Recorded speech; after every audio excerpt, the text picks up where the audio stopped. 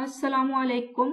आज हम programming language को कवर करने वाले हैं। ये एक बहुत ही ज़्यादा इम्पोर्टेंट लॉन्ग क्वेश्चन है। इसमें से शॉर्ट भी आएगा और एमसीक्यूज भी आएंगे, और साथ साथ हम देखते जाएंगे कि कैसे हमने शॉर्ट को अटेम्प्ट करना है, कैसे लॉन्ग को और कैसे एमसीक्यूज को। तो प्रोग्रामिंग लैंग्वेज के इस टॉपिक को स्टार्ट करते हैं। तो सबसे पहले लैंग्वेजेस को समझ लेते हैं, यानी एक जुबान। तो जुबान क्या है? दरअसल जिसके जरिए हम एक दूसरे के साथ कम्युनिकेट करते हैं, अपनी बात कह पाते हैं और समझा पाते हैं। जैसे कि आप इस वक्त ये लेक्चर सुन रहे हैं, क्योंकि आप उर्दू या हिंदी को समझते हैं, इसलिए आप मुझे सुन पा रहे हैं और समझ पा रहे हैं। अगर मैं किसी और जुबान में बोल रही होती तो आपको समझ ना आती कि मैं क्या कह रही हूँ। इसी तरह अगर आप कंप्यूटर से बात करना चाहते हैं तो आप कौन सी जुबान बोलेंगे? तो आपको वो जुबान लिखनी पड़ेगी, वो जुबान आपको आनी चाहिए जो कंप्यूटर अंडरस्टैंड कर सके, क्योंकि आपने कंप्यूटर से काम करवाना है। तो यहाँ पर ऐसी लैंग्वेजेस जिसमें हम प्रोग्राम लिख सकते हैं, जिसमें हम सॉफ्टवेयर बना सकते हैं, उन लैंग्वेजेस को हम प्रोग्रामिंग लैंग्वेज कहते हैं। फिर से सुनिएगा, ऐसी लैंग्वेजेस जिसमें हम इंस्ट्रक्शन दे सकते हैं, हम प्रोग्राम लिख सकते हैं, ठीक है जी, हम सॉफ्टवेयर बना सकते हैं, उन लैंग्वेजेस को हम प्रोग्रामिंग लैंग्वेज कहेंगे। और कंप्यूटर उसे कैसे अंडरस्टैंड करेगा, ये हम इनकी टाइप से समझेंगे कि इस टाइप की लैंग्वेज को कंप्यूटर कैसे अंडरस्टैंड करता है और इसको कैसे अंडरस्टैंड करता है। लेकिन कंप्यूटर सिर्फ बाइनरी समझता है। क्या समझता है जी? सिर्फ बाइनरी जुबान समझता है, यानी 0 और 1 की फॉर्म। अगर 5 है तो 5 को भी आपको 0 1 यानी बाइनरी फॉर्म में कन्वर्ट करना पड़ता है, और इसी तरह 10 को भी। इस तरह 2 नंबर को ऐड भी करवाना तो वो बाइनरी में आपको करना पड़ेगा। लेकिन जैसे ही हम इसकी टाइप को देखेंगे तो हमें अच्छे से समझ आ जाएगा कि प्रोग्रामिंग लैंग्वेज को हम कैसे इजीली समझ सकते हैं। तो यहाँ पर उन्होंने बताया कि set of word, symbol and code use to write program is called programming language. यानी मेन मकसद क्या है कि ऐसी जुबान जिसमें हम प्रोग्राम को लिख सकते हैं, उनको हम प्रोग्रामिंग लैंग्वेज कहते हैं। अब इस लैंग्वेज में सिंबल्स भी हम यूज करेंगे, वर्ड्स को भी यूज करेंगे और कोड्स भी होंगे, ठीक है जी। तो ऐसी जुबान जिसमें वर्ड्स, कोड और सिंबल होते हैं और हम उनमें प्रोग्राम लिखते हैं, उसको हम प्रोग्रामिंग लैंग्वेज कहते हैं। तो मुख्तलिफ किस्म की प्रोग्रामिंग लैंग्वेज होगी जो कि मुख्तलिफ तरह के हम प्रोग्राम उनमें लिख सकेंगे। कुछ प्रोग्राम होते हैं जी बिजनेस के लिए, तो हम देखेंगे आगे जब पढ़ेंगे तो उनके लिए कौन सी लैंग्वेज का इस्तेमाल करना चाहिए। इसी तरह कुछ साइंटिफिक प्रोग्राम होते हैं। यहाँ पर उसने सिंपल ये बता दिया कि मुख्तलिफ तरह के प्रोग्राम्स को लिखने के लिए मुख्तलिफ लैंग्वेज यूज होगी। ये नहीं है कि सिर्फ एक ही लैंग्वेज हमें आनी चाहिए, डिफरेंट प्रोग्रामिंग लैंग्वेज होगी, उनमें हम डिफरेंट टाइप के प्रोग्राम लिख सकते हैं। तो बेसिक इसकी टाइप 2 तरह की है, लो लेवल और हाई लेवल। आगे इनमें भी कुछ टाइप्स आ जाती है। तो सबसे पहले लो लेवल को कवर करते हैं। तो लो लेवल लैंग्वेज की बात करें तो ये बाइनरी फॉर्म में होता है। इसमें सब कुछ इंस्ट्रक्शन किस फॉर्म में होंगी जी? बाइनरी फॉर्म में होगी। कंप्यूटर इजीली इसको अंडरस्टैंड करेगा। लेकिन हमारे लिए इसको अंडरस्टैंड करना मुश्किल हो जाता है एज अ ह्यूमन बीइंग। अगर आपको 10 कोई बड़ा नंबर है, उनको ऐड भी किया हुआ बाइनरी में कन्वर्ट करके, या आपने करना है, तो आपके लिए मुश्किल हो जाता है। इसी तरह आपको अंडरस्टैंड करना, राइट करना, समझना जरा ज्यादा टाइम लेगा। तो this language are near to computer hardware. ये कंप्यूटर हार्डवेयर के करीब होती हैं और ह्यूमन लैंग्वेजेस से दूर होती है। यानी आपने यहाँ पर कंप्यूटर हार्डवेयर के ज्यादा फोकस करना है। आप अपनी जुबान को बिल्कुल भी इसमें यूज नहीं करते, सारी की सारी ये कंप्यूटर की तरफ चली जाएगी। जैसे कि कंप्यूटर को तो अंडरस्टैंड करना इन लैंग्वेजेस को बहुत इजीली है, क्योंकि कंप्यूटर अंडरस्टैंड ही ये लैंग्वेज करता है। Writing a program in low level language require deep knowledge of the internal structure of the computer hardware. अब जो कंप्यूटर है उसके हार्डवेयर का कोई इंटरनल स्ट्रक्चर का डीप नॉलेज होना जरूरी है, क्योंकि ये कंप्यूटर हार्डवेयर के करीब है। तो आपको भी उसके इंटरनल स्ट्रक्चर का अच्छे से समझ होगी तो आप उसमें प्रोग्राम लिख सकेंगे। तो यहाँ पर उसने 2 टाइप बता दी हमें, एक मशीन लैंग्वेज और एक असेंबली लैंग्वेज। तो अभी तक जो मैंने आपको समझाया उसको एक मरतबा फिर से रिपीट करती हूँ कि प्रोग्रामिंग लैंग्वेज दरअसल एक ऐसी लैंग्वेज है जिसमें हम कंप्यूटर के प्रोग्राम लिखते हैं। 2 तरह की टाइप्स हैं आगे, low level and high level. Low level की बात करें तो कंप्यूटर को अंडरस्टैंड करना इजी है, लेकिन हमें अंडरस्टैंड करना मुश्किल है, सीखना जरा मुश्किल होता है, क्योंकि इसमें उस हार्डवेयर की डीप नॉलेज चाहिए जो कंप्यूटर आप यूज कर रहे हैं। आपको उसके इंटरनल स्ट्रक्चर के बारे में पता होना चाहिए। अब हम चलते हैं जी मशीन लैंग्वेज पर।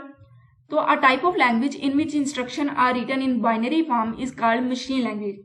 अब मशीन लैंग्वेज में आपने इंस्ट्रक्शन बाइनरी फॉर्म में डायरेक्ट लिखनी है, यानी 0 और 1 की फॉर्म में पूरा प्रोग्राम आपने लिखना है। अगर आपने 2 नंबर को भी ऐड करना है ना, 5 को और 10 को, तो 5 को भी पहले बाइनरी में कन्वर्ट करें, और जो बाइनरी में कन्वर्ट करने के बाद आता है उसको लिखें, फिर 10 को लिखें, फिर उनको ऐड करें। तो यहाँ पर सारे का सारा काम बाइनरी फॉर्म में होगा। बाइनरी फॉर्म का मतलब है 0 और 1, ना 2 ना 3 और कोई नंबर यूज नहीं होगा। हर चीज 0 1 में आपको कन्वर्ट करना पड़ेगी। तो ये सिर्फ यही एक ऐसी लैंग्वेज है जो कंप्यूटर डायरेक्ट अंडरस्टैंड कर सकता है। ये आपका एक एमसीक्यूज बन गया कि कौन सी लैंग्वेज है जिसको कंप्यूटर डायरेक्ट अंडरस्टैंड कर सकता है, वो है जी machine language. It is the fundamental language of the computer. Program written in machine language can be execute very fast. अब देखिए कि कंप्यूटर उसको डायरेक्टली अंडरस्टैंड कर रहा है, कोई ट्रांसलेटर की जरूरत नहीं कि भाई वो कंप्यूटर को बताए कि लिखा गया है। कंप्यूटर को डायरेक्ट समझ आ रही क्या लिखा गया है, क्या मुझसे एग्जीक्यूट करवाना, क्या मैंने एग्जीक्यूट करना है। तो यहाँ पर कंप्यूटर फिर उन इंस्ट्रक्शन को बहुत ही ज्यादा फास्ट तरीके से एग्जीक्यूट करेगा। और यहाँ पर जो प्रोग्राम, जो इंस्ट्रक्शन लिखी जाएंगी वो मशीन डिपेंडेंट होगी, यानी कंप्यूटर के इंटरनल स्ट्रक्चर पर डिपेंड कर रही होगी। वो प्रोग्राम जिस कंप्यूटर के लिए आपने लिखा है सिर्फ उसी पर चलेगा, दूसरे कंप्यूटर पर नहीं चलेगा। इसी तरह हर कंप्यूटर का अपना मशीन लैंग्वेज होगी, क्योंकि ये उस कंप्यूटर पे डिपेंड कर रही है, दूसरे कंप्यूटर में ये नहीं चलेगी। इसी तरह मशीन लैंग्वेज को अंडरस्टैंड करना डिफिकल्ट है हमारे लिए, और इसमें जो प्रोग्राम राइट करना है उसके लिए भी बहुत ज्यादा टाइम लगेगा। अगर प्रोग्राम को कहीं से मॉडिफाई करना है तो उसके लिए भी टाइम लगेगा, और इसको फर्स्ट जनरेशन लैंग्वेज कहते हैं। इसके अलावा अगर आपने जो प्रोग्राम लिखा है उसमें कोई एरर आ जाता है, उसको डिबग करना पड़ता है, यानी उस एरर को रिमूव करना पड़ता है, कहीं से आपसे गलती होगी है तो इस तरह से उसको आपने मॉडिफाई करना है, डिबग करना है, उसके लिए बहुत ज्यादा टाइम लगेगा, आपको समझ नहीं आएगी जल्दी। इसलिए मशीन लैंग्वेज क्या है जी? मशीन लैंग्वेज की बात करें, एग्जीक्यूट तो बहुत तेजी से करेगा कंप्यूटर, क्योंकि कंप्यूटर अंडरस्टैंड करता है, लेकिन हमें सीखने के लिए टाइम लगेगा, हमें राइट करने के लिए टाइम लगेगा, प्रोग्राम को अगर मॉडिफाई करना पड़ गया तो उसके लिए बहुत ज्यादा टाइम लगेगा। और दूसरा एमसीक्यूज आपका बन रहा है यहाँ पर कि ये फर्स्ट जनरेशन लैंग्वेज भी हम इसे बोलते हैं। उसके बाद ये बात करते हैं असेंबली लैंग्वेज की। तो असेंबली लैंग्वेज भी एक लो लेवल लैंग्वेज है, और ये एक स्टेप हायर है मशीन लैंग्वेज के, क्योंकि मशीन लैंग्वेज में तो सब कुछ ही 0-1 की फॉर्म में है, बहुत ही ज्यादा डीप नॉलेज आपको चाहिए। लेकिन असेंबली लैंग्वेज में हम कुछ सिंबल्स भी यूज करते हैं जिनको हम निमोनिक्स कहते हैं, और यही जो सिंबल है इसे मशीन लैंग्वेज की निस्बत थोड़ा सा आसान बना देते हैं, हम इजीली इसे समझ लेते हैं। जैसे कि यहाँ पर उन्होंने हमें एग्जाम्पल दिया कि हमने सब यूज किया है, एक सिंबल यूज किया है बाइनरी कोड की बजाय, तो हमें पता चल रहा है कि सबका मतलब यहाँ पे कुछ हमने सब्ट्रैक्ट करना है नंबर्स को। इस तरह यहाँ पर हम इस लैंग्वेज को सिंबॉलिक लैंग्वेज भी कहते हैं, ये भी आपका एमसीक्यूज, और इसे सेकंड जनरेशन लैंग्वेज भी कहा जाता है, ये भी आपका एमसीक्यूज। अब जैसा कि इसमें कुछ सिंबल्स यूज होते हैं जो कि हमें अंडरस्टैंड करना इजी होते हैं, इसलिए इसको हम इजीली राइट भी कर सकते हैं, मॉडिफाई भी कर सकते हैं मशीन लैंग्वेज की निस्बत, और हम ज्यादातर इसे सिस्टम सॉफ्टवेयर को राइट करने के लिए इस्तेमाल करते हैं। ये भी आपका एमसीक्यूज है कि क्या असेंबली लैंग्वेज कौन से सॉफ्टवेयर को हम राइट करने के लिए यूज करते हैं, सिस्टम या एप्लीकेशन। तो हम कहेंगे भाई हम सिस्टम सॉफ्टवेयर के लिए यूज करते हैं। अब सिस्टम सॉफ्टवेयर कौन से होते हैं? जो कंप्यूटर का काम करते हैं। सिंपल अभी के लिए ये समझे कि ऐसे सॉफ्टवेयर जो कंप्यूटर के लिए काम कर रहे हैं ना, उनको हम सिस्टम सॉफ्टवेयर कहते हैं। जो यूजर के लिए काम करते हैं उनको हम एप्लीकेशन सॉफ्टवेयर कहते हैं। तो अभी के लिए हमने मशीन लैंग्वेज को अच्छे से देखा और असेंबली लैंग्वेज को देखा, यानी लो लेवल लैंग्वेज को हमने कवर किया। अब आपको ये क्वेश्चन आएगा कैसे, उसको भी थोड़ा सा मैं आपको समझा देती हूँ। आपको आ सकता है प्रोग्रामिंग लैंग्वेज पर नोट लिखे, तो सबसे पहले प्रोग्रामिंग की डेफिनेशन प्रोग्रामिंग लैंग्वेज की, फिर आप बताएं कि उसकी दो टाइप्स हैं, low level and high level. Low level की डेफिनेशन दे, थोड़ा थोड़ा लिखे, ये सारे का सारा आपने याद नहीं करना होता, आपने कंसेप्ट लेना है, अपने अल्फाज में समझना है, इसको लिखना है एक मरतबा, और उसके बाद आपने अपनी जुबान में उधर जाकर पेपर में लिख देना। पूरी की पूरी बुक को आप रट्टा नहीं लगा सकते, आपने कंसेप्ट लेने हैं, जो कि मैं बहुत ही ज्यादा कोशिश करती हूँ आपको सिंपल अल्फाज में समझाने की। उसके बाद ये हाई लेवल लैंग्वेज की बात करें तो ये एक ऐसे लैंग्वेज है जो ह्यूमन लैंग्वेज के तो नजदीक है, लेकिन ये कंप्यूटर से दूर है, कंप्यूटर इनको अंडरस्टैंड नहीं कर सकता। अब आप कहेंगे अगर कंप्यूटर अंडरस्टैंड ही नहीं कर सकता तो हमें क्या जरूरत है फिर इसमें लिखने की, क्या फायदा होगा। लेकिन हम इसमें लिख आसानी से सकते हैं और उसके बाद इसको कन्वर्ट कर देते हैं। क्या करते हैं जी, फिर से सुनिएगा, हम इसे इजीली अंडरस्टैंड कर लेते हैं, इसमें प्रोग्राम लिख देते हैं इस लैंग्वेज में, लेकिन उसके बाद इसको कन्वर्ट कर देते हैं मशीन लैंग्वेज में, यानी कंप्यूटर आसानी से इसे अंडरस्टैंड फिर कर लेगा। यानी इसमें हम एक ट्रांसलेटर यूज करेंगे जो ट्रांसलेट कर देगा। अगर दो अलग अलग रीजन से पर्सन आते हैं, वो आपस में बात करते हैं और उन्हें नहीं पता, वो अलग अलग जुबान यूज करते हैं, तो वहां पर एक ऐसा होना चाहिए जो दोनों की जुबान को समझता हो, वो ट्रांसलेट करता जाए। इसी तरह हाई लेवल को लो लेवल में कन्वर्ट करने के लिए हम ट्रांसलेटर को यूज करेंगे, जो कि एक बहुत ही ज्यादा इंपॉर्टेंट टॉपिक है, आने वाली वीडियो में हम उसे कवर करेंगे। लेकिन यहाँ पर इतना समझें कि हाई लेवल को हम यूज करते हैं क्योंकि हम इजीली इसे समझ सकते हैं, अंडरस्टैंड कर सकते हैं। उसके बाद हम एक ट्रांसलेटर का यूज करेंगे जो कि इसको कन्वर्ट कर देगा कंप्यूटर की फॉर्म में, यानी हमें भी, हमारे लिए भी इजी, कंप्यूटर के लिए भी इजी।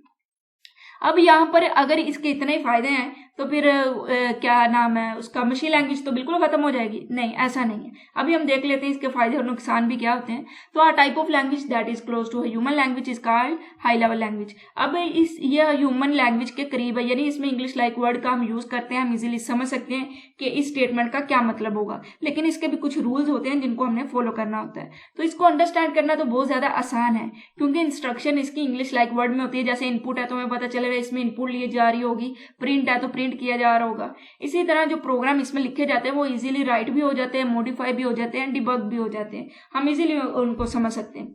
तो every high level language define a set of rule for writing the program called syntax. अब जो प्रोग्राम हम लिख रहे हैं हाई लेवल लैंग्वेज में, वहां पर कुछ रूल्स होते हैं, उनके मुताबिक प्रोग्राम लिखा जाएगा। इस लैंग्वेज के कुछ रूल्स होते हैं, जैसे कि इंग्लिश लैंग्वेज में कुछ ग्रामर रूल्स होते हैं, नहीं आप सही लिखते तो आपके मार्क्स कट होते हैं। इसी तरह यहाँ पर भी कुछ रूल्स होते हैं, अगर वो रूल्स आप फॉलो नहीं करते तो वहां पर एक सिंटैक्स आएगा, सिंटैक्स एरर आएगा। ठीक है जी, आपने प्रोग्राम को सिंटैक्स के मुताबिक लिखना है, उस रूल्स के मुताबिक लिखना है। तो बेसिकली सिंटैक्स क्या है? सेट ऑफ रूल्स है किसी भी प्रोग्राम्स को लिखने के।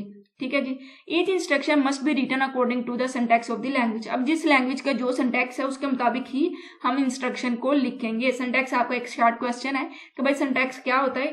तो सिंटैक्स सेट ऑफ रूल्स होते हैं जिनको हम फॉलो करते हैं किसी भी प्रोग्राम को लिखते हुए किसी लैंग्वेज में। तो ये हमारा हाई लेवल लैंग्वेज था। इसके बाद इसकी आगे 3 टाइप आ जाती है, procedural, non procedural and object, और इन तीनों को हम एक एक करके पढ़ेंगे क्योंकि ये एक लंबा टॉपिक बन जाता है। तो आज की वीडियो में हमने जो पढ़ा उसको एक मरतबा रिवाइज कर लेते हैं ताकि हमारा अच्छे से समझ आ जाए इस टॉपिक की। और आपका होमवर्क है कि आपने मशीन लैंग्वेज और असेंबली लैंग्वेज दोनों में डिफरेंस को अच्छे से पढ़ना और लिखना है। तो सबसे पहले लैंग्वेज क्या होती है जी? प्रोग्रामिंग लैंग्वेज, जिसमें हम प्रोग्राम लिखते हैं जिस लैंग्वेज में, उसको हम प्रोग्रामिंग लैंग्वेज कहते हैं। 2 तरह की टाइप है, एक लो लेवल, एक high level. Low level easy, computer को अंडरस्टैंड करना इजी होता है, बाइनरी फॉर्म में हम लिखते हैं, और लेकिन हमें अंडरस्टैंड करना और सीखना बहुत ज्यादा मुश्किल होता है क्योंकि उस हार्डवेयर की डीप और इंटरनल स्ट्रक्चर की डीप हमें नॉलेज चाहिए होती है। उसके बाद ये हाई लेवल आ जाता है। हाई लेवल बहुत ही ज्यादा इजी टू अंडरस्टैंड है हमारे लिए, हम इजीली लिख सकते हैं, इंग्लिश लाइक वर्ड यूज कर रहे होते हैं हम, और कुछ सिंटैक्स है, उन सिंटैक्स को हमने फॉलो करना होता है, उनके मुताबिक हम लिख देते हैं। लेकिन यहाँ पर एक ट्रांसलेटर हम यूज करते हैं जो हाई लेवल को लो में कन्वर्ट करता है ताकि कंप्यूटर इसे इजीली अंडरस्टैंड कर सके। अब लो लेवल की बात करें तो यहाँ पर एक मशीन लैंग्वेज है जो कि प्योरली बाइनरी फॉर्म में हम इसे लिखते हैं तो कंप्यूटर डायरेक्ट अंडरस्टैंड करता है। लेकिन अगर असेंबली लैंग्वेज की बात करें तो एक स्टेप हायर इजी है उससे मशीन लैंग्वेज में, क्योंकि यहाँ पर हम कुछ सिंबल्स का यूज कर रहे हैं। अब आप कहेंगे अगर सिंबल है तो क्या कंप्यूटर सिंबल को यूज कर लेता है, समझ लेता है? क्योंकि कंप्यूटर तो सिर्फ 0-1 की फॉर्म को समझेगा। अगर आप असेंबली लैंग्वेज में कुछ सिंबल्स को यूज कर रहे हैं तो कंप्यूटर उसको कैसे अंडरस्टैंड करेगा? तो यहाँ पर भी हम एक ट्रांसलेटर का यूज करते हैं जिसको हम असेंबलर ट्रांसलेटर कहते हैं, जो असेंबली लैंग्वेज को मशीन लैंग्वेज में कन्वर्ट कर देता है ताकि कंप्यूटर उसे अच्छे से अंडरस्टैंड करें।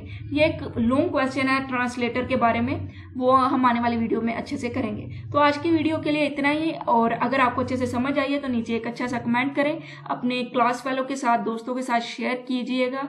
अगर कोई आपके लिए 15 मिनट, आधा घंटा या घंटा निकाल के वीडियो बना रहा है तो आप 2 सेकंड निकाल कर चैनल को सब्सक्राइब करें और हमें एक अच्छा सा कमेंट किया करें ताकि हम मोटिवेट रहें और वीडियो अपलोड करते रहें। तो इंशाल्लाह अगली वीडियो में मिलेंगे, तब तक के लिए अल्लाह हाफिज।